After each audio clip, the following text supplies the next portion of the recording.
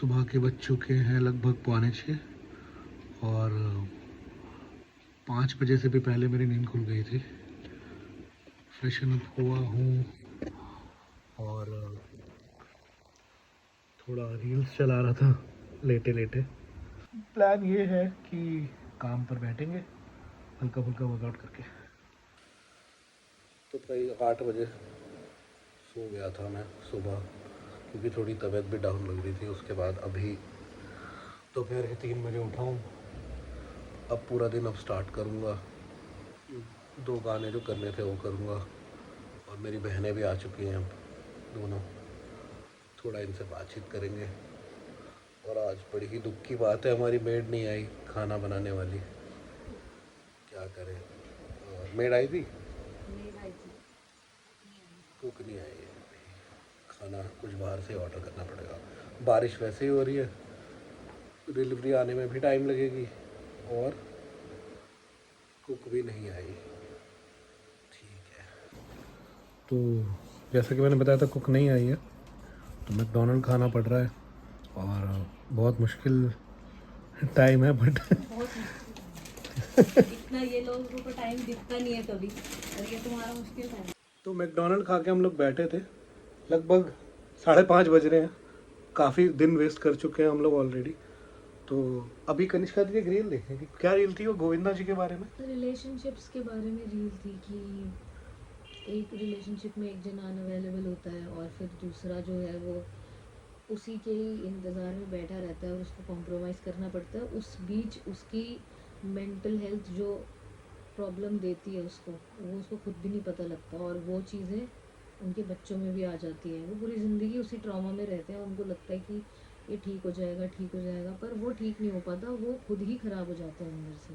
एक जो बाहर से हमें दिखती हैं चीज़ें, उससे हम ये अंदाज़ा लगा सकते हैं। और हम लोग भाई बहन अपना बात कर रहे हैं नॉर्मली जैसे हम करते हैं, तो इसलिए हम डिस्कस करते हैं नहीं टॉपिक्स तूने पे। अभी कुछ बोला था कि सक्सेस को होल्ड करना मुश्किल है। वो कर आ रही हूँ हाँ, उसी पे आ रही हूँ। तो हम लोग बातें बातें करते हैं, तो इसलिए हम लोग करते हैं। तो मेरी मेरा जो एनालिसिस था वो ये था कि जैसे सुनीता जी परेशान है, और ऐसा नहीं है कि गोविंदा जी के पास पैसे नहीं है या कुछ ऐसी बात है। वो बहुत मतलब वेल टू डू है, समृद्ध लोग हैं, समृद्ध है, सब कुछ उन्हें अवेलेबल करवा सकते हैं जो बिल्कुल। भी वो बोले। लेकिन सबसे बड़ी बात क्या है ना, कि वो इमोशनल सपोर्ट सबसे ज़्यादा ज़रूरी होता है किसी भी इंसान के लिए, मुझे लगता है हाँ ऐसा। ये तो है। और आप पैसा जितना भी दे दो, लेकिन आप उसको अगर 2 मिनट बैठ के बात नहीं कर पा रहे किसी से, तो फिर मुझे लगता है कि उस पैसे की अहमियत थोड़ी कम हो जाती है। ये जो एक मिसकंसेप्शन लोगों ने बना रखा है ना कि पैसा लड़कों सब के कुछ लिए कि नहीं। शादी पैसा होगा तो लड़कियां शादी भी कर लेंगी। शादी तो कर लेंगी वो आपसे, बिल्कुल बिल्कुल। लेकिन आप कितनी लंबी उस शादी को चलाओगे। और अच्छा, मैंने अपने हैप्पीनेस। मैंने अपने कई ऐसे लोगों को जिनके पास बहुत पैसा है, उनके पास से भी लड़कियों को जाते हुए ऐसे इंसानों के पास देखा जिनके पास बिल्कुल पैसा नहीं है। तो बिहेवियर, बेसिक नेचर, और अगर सबसे बड़ी चीज़ मेरे हिसाब से एक इंसान के लिए उसकी आज़ादी होती है। अगर एक लड़का एक लड़की को बहुत पैसे दे रहा है लेकिन उसको बांध रहा है, उसको उसकी फ्रीडम ही फील नहीं हो रही, या फिर चलो बांध भी नहीं रहा, लेकिन उसने बस उसको एक ऐसे छोड़ दिया है कि बस पैसा दे रहा हूँ मैं, अब वो जो भी करे उस पर ध्यान ही नहीं दे रहा, तो भी बात वही है। रिलेशनशिप का मतलब ही क्या है फिर? रिलेशनशिप चाहिए इसलिए होता है एफर्ट्स भी, और रिलेशनशिप चाहिए एक इमोशनल कि आपको एक कॉर्नर मिल जाए कि यार अब वो हमारा सेफ स्पेस है। वही तो बात है ना, देख पैसा दे दिया तो अब वो एफर्ट से बच गया। कोई भी हो, लड़का हो या लड़की हो, कि हमने तो अपना काम कर दिया ना, पर उनको ये नहीं पता एफर्ट वो है जिसमें उन्हें प्रॉब्लम हो रही है करने में। Exactly. अगर उन्हें इमोशनली अपनी बात पहुंचाने में प्रॉब्लम हो रही है, तो उन्हें वही करना है, वो उनका एफर्ट है। Exactly. ये नहीं है कि मैं पैसा कमा लिया और मैंने, वो तो इजी काम है उसके लिए। जैसा कि आज से अपने दिल से ऊपर, मतलब अपोजिट जो करोगे ना आप, वो एफर्ट है आप। जैसा कि 20-25 साल पहले तक होता आ रहा था कि आई थिंक कुक आ गई है हमारी। जैसे कि 20-25 साल पहले तक होता था कि लड़कियां बस घर में काम करती थी, लड़के पैसे कमाते रहते थे और वो अपना फर्ज ही नहीं समझते थे। तो वो चीज़ें अब नहीं चलेंगी क्योंकि लड़कियां भी पैसे कमा रही हैं और दुनिया बदल चुकी है। पैसों के लिए वो है ही नहीं डिपेंडेंट किसी पे ना, तो अब उन्हें इमोशनल सपोर्ट ही तो चाहिए। एग्जैक्टली। पैसा तो वो खुद कमा के अपने और एक अच्छा अपना इंसान कर चाहिए हाँ, कि जो समझ सके चीज़ों को वही और अलग अलग सिचुएशंस को ढंग से हैंडल कर हैंडल सके। कर सके। चलो ठीक है फिर।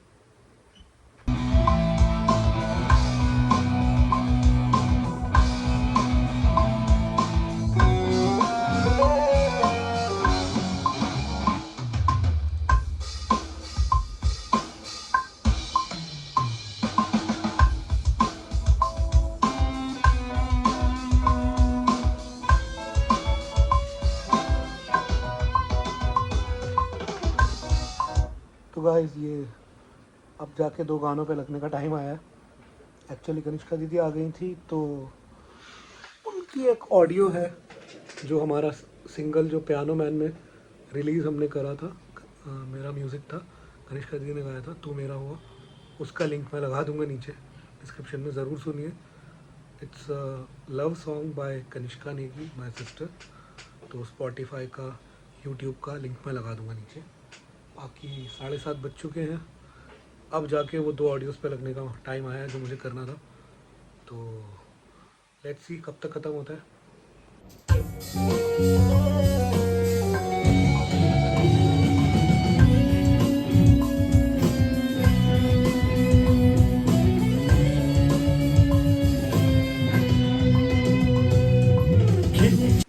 तो भाई अब जाके ऑडियोज़ ख़त्म करी हैं, देखो मेल कर रहा हूँ। मेल करने के बाद अभी बस नहाने जा रहा हूँ। अब जाके नहाने का टाइम मिला है, 9 बजने वाले हैं रात के। नहा के थोड़ा कहीं बाहर निकलेंगे, मूड फ्रेश करेंगे और बस उसके बाद मिलते हैं। शेव करूँगा फिर नहाऊंगा। एक्चुअली मुझे ना मॉडर्न शेविंग मैं बहुत कम प्रेफर करता हूँ करना, बट जब मैं लेट हो रहा होता हूँ तभी करता हूँ। वैसे I like to shave with brush and cream और साथ में डीजी रेजर जो होता है ना पुराने स्टाइल का। बट अभी मुझे जल्दी जल्दी शेव करना है तो ये शेविंग जेल जिलेट का और साथ में रोग लाइट फ्यूजन अभी मैंने नया रेजर खरीदा है।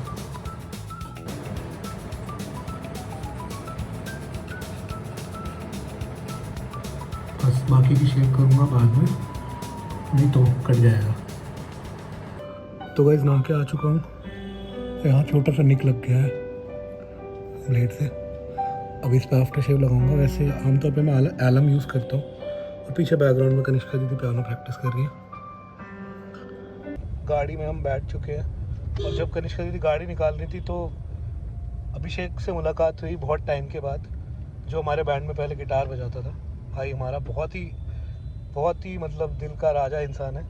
और लेटर ऑन फिर बैंड चेंज हो गया पूरा, तो उसके बाद फिर सारे म्यूजिशियंस चेंज हो गए।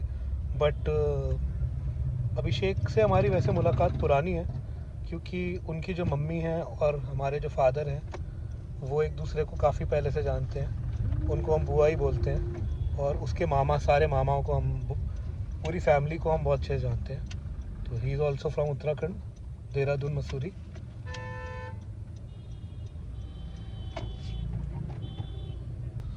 तो जब नया नया हम लोगों ने बैंड स्टार्ट करा था तब अभिषेक, विशाल वर्मा और यशिकांत भाई ऑन बेस, वो एक अलग ही वाइब होती थी हमारे बैंड की। और कनिष्का दीदी वाज द मेन सिंगर। वो टाइम भी बहुत अच्छा था। हाँ बिल्कुल अच्छा टाइम था। फिर सब थोड़ा इधर उधर हो गए। फिर लेटर ऑन गुड़िया दीदी ने बैंड को एक, सॉरी हाँ। मैं कनिष्का दीदी को गुड़िया दीदी बोल दूंगा तो आप लोग समझ जाना, आप ये मत सोचना कोई और है, ठीक है। तो उन्होंने कुछ डिफरेंट करा बैंड में, फिर वो फ्रीलांस करने लग गई ज़्यादा, तो बैंड का ऐसे ही हो गया। बट स्टार्टिंग में जो बैंड था उनका, उसमें मैं एज अ को सिंगर जाता था, वोकलिस्ट जाता था उनके साथ। और एक शो में मैं एज अ परकशनिस्ट भी गया इनके साथ। और एक शो में as a keyboardist, as a guitarist, multi talented. काफ़ी कुछ करा। नहीं मल्टी टैलेंटेड नहीं यार। बाकी देखते हैं क्या होता है धीरे धीरे। अभी वापस से आपका बैंड ज्वाइन कर रहा हूँ मैं। मेरे को ये फ़ायदा है तेरे से कि कोई भी म्यूजिशियन अगर चला गया तो तू संभाल ले। ड्रमर को छोड़ के कोई भी चला गया। बेस भी आई कैन। हाँ बेस भी हल्का हल्का। You can play base, you can play guitar, keyboard और वोकलिस्ट भी तू है ही। तो सारा ड्रम्स को छोड़ के। हाँ ड्रम्स को छोड़ के सारा कुछ मेरे पास बैकअप है। चलो भाई, बाकी अदिति को आज नहीं लेकर आए हम क्योंकि कल उसका वाइवा है। जैसा कि मैंने बताया था वो साउंड इंजीनियरिंग का कोर्स कर रही है, तो 6 महीने का क्रैश कोर्स था। कल उसका एग्ज़ाम हो चुका है और अब उसका वो बचा है सिर्फ वाइवा, जो कि कल है।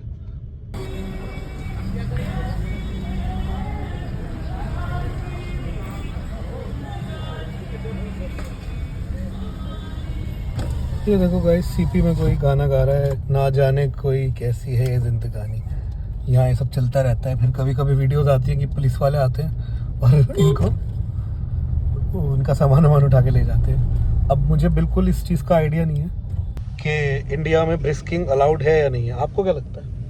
यार अलाउड तो नहीं है, तभी तो ले जाते हैं पुलिस वाले, है ना? हाँ अलाउड तो नहीं है क्योंकि यहाँ पे वो कल्चर ही नहीं है ना। मैंने भी देखा है कि मतलब पुलिस वाले अक्सर कहते हैं कि भाई ये पब्लिक प्लेस है, यहाँ पे म्यूजिक बजाना अलाउड नहीं है, कुछ करना अलाउड नहीं है। हाँ बट सीपी में अब पहले से ज्यादा होने लगा है, पहले नहीं होता था, अब होने लगा है। बट ठीक है, ऐसे लेट्स सी क्या पता अलाउ कर दें। कनॉट प्लेस जैसी जगह में कोई प्रॉब्लम तो नहीं है वैसे गाने वाने में। बट जो लोग वैसे करते हैं कि कहीं पे भी जाके लोगों को परेशान करते हैं, तेज तेज बजाते हैं, ना हो जाए उसलिए भी कभी पुलिस कुछ गलत ना हो जाए। वैसे रिस्ट्रिक्टेड एरिया तो है ये ना, ऐसा कोई मार्केट तो है नहीं। आई थिंक नहीं अलाउड, बट आप भी बताइए कमेंट्स में अगर अलाउड है या नहीं है।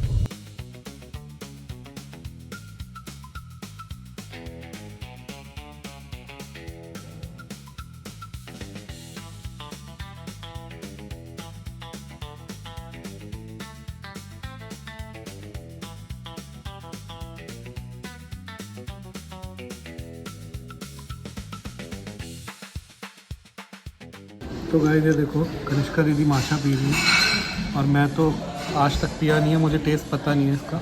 मुझे बहुत पसंद है। स्टारबक्स का ही अच्छा है और कोई सा? सारे अच्छे हैं, सबके अच्छे हैं। कैसा फ्लेवर होता है इसका? कड़वा तो नहीं होता, न्यूट्रल होता है।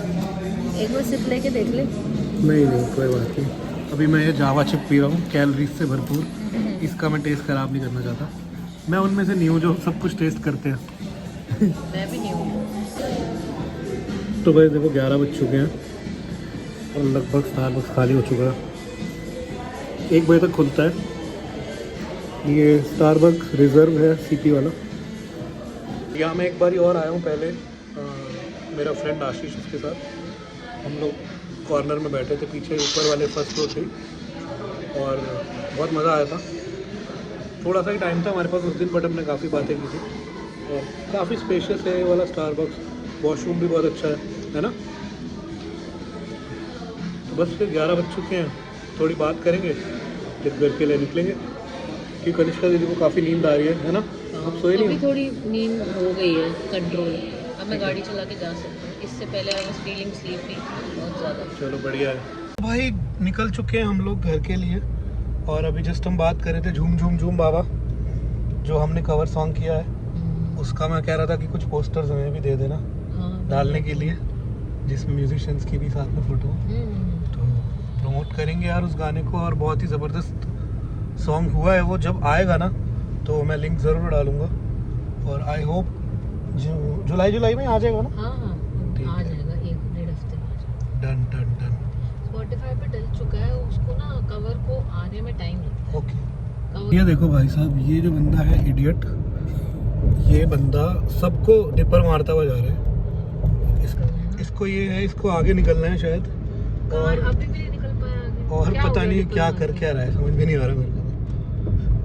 बाकी यार मैं इतनी काम हो चुकी हूँ ना कि मुझे रोड रेजेस में सच में गुस्सा ही नहीं आता, पर आना भी नहीं चाहिए। कभी-कभार आई फील वियर्ड कि मतलब why I am not reacting to this people. बिल्कुल इट्स मतलब इट्स लाइक कि अब मुझे I don't give a damn, मेरे को नहीं फर्क ही नहीं पड़ता है भाई। इतने सारे केसेस सुनने के बाद तो यही लगता है कि ये सब चीज़ों को बहुत ही शांति से हैंडल करना चाहिए। बाकी मैं भिखारियों की बात कर रहा था, ट्रांसजेंडर्स की तो चलो एक टॉपिक अलग है, बट अगर हम भिखारियों की बात करें तो भाई मैं तो एक ही चीज़ बोलता हूँ, मैं कभी प्रमोट नहीं करता भिखारियों को पैसे देना, बिल्कुल भी नहीं। क्योंकि ये सिग्नल पे जो पैसे मांगना है, ये सब चीज़ें, पहले तो गवर्नमेंट को इस चीज़ पे कुछ करना चाहिए कि सिग्नल पे इतने सारे लोग एकदम से आके गाड़ियों के आगे खड़े हो जाते हैं, और क्या इमेज जाती है हमारी कंट्री की यार। It's not good. और मतलब और अनकंफर्टेबल भी होते हो आप, बैठे हो कुछ खा पी रहे हो या बात कर रहे हो या पीछे कोई कुछ तो आके डिस्टर्ब करने लग जाएंगे। पूरा ये नेटवर्क है। एक मधुर भंडारकर ने 2006 में या 2007 में एक मूवी बनाई थी ट्रैफिक सिग्नल, उसमें ये सब बताया गया है।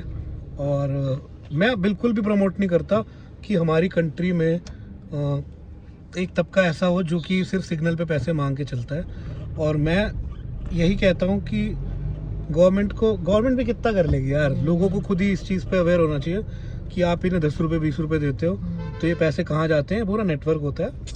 मैं कभी कुछ नहीं देता, मैं सॉरी, जिनको मैं भी नहीं देती, बुरा लगेगा जो लगेगा। मैं भी नहीं देती। अगर आपको कुछ देना है किसी को तो आप भंडारा करिए, या जो आपके घर में ऑलरेडी काम कर रहे हैं उनको एक्स्ट्रा दे दो सैलरी। एग्जैक्टली, जो बिल्कुल। मेहनत कर रहे हैं उनको दो।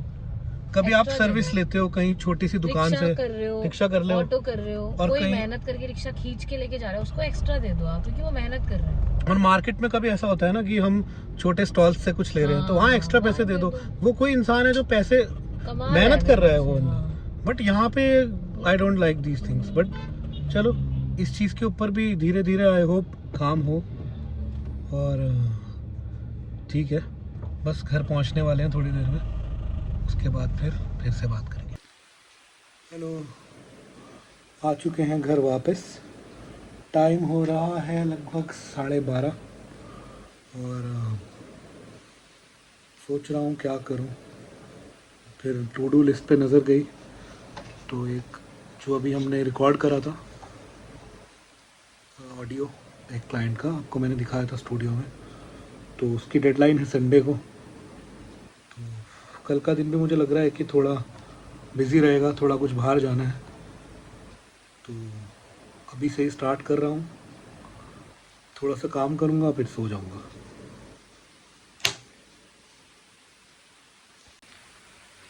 तो भाई प्लान्स तो बहुत सारे बना रहा था कि कुछ करके सोऊंगा, थोड़ा काम कल का हल्का हो जाएगा। बट खाना खाने के बाद I was watching sub missions on GTA Vice City. YouTube पे जो वीडियोस होते हैं, कुछ वीडियोस देख रहा था और मन करा कि यार चलो वाई सिटी खेलते हैं।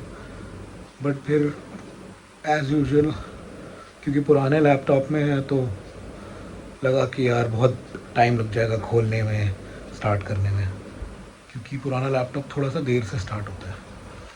तो देन आई थॉट कि यार ऑलरेडी 3:30 बजने वाले हैं, क्यों ना सो ही जाते हैं। क्योंकि 2 दिन से क्या हो रहा है कि मैं सुबह उठता हूँ, फिर मेरे को फिर से नींद आ जाती है, और दोपहर के टाइम जिस टाइम सफाई करने के लिए हमारी मेड आती है तो उस टाइम पे मैं सो रहा होता हूँ, तो मेरा रूम साफ़ ही नहीं हो पाता। तो कल जल्दी उठ जाएंगे, थोड़ी साफ़ सफाई करवाएंगे, और कल कुछ एक्चुअली प्लान भी है हमारा घूमने का, थोड़ा सा वैसी हल्की फुल्की आउटिंग। तो कल मिलते हैं, अभी के लिए बाय बाय।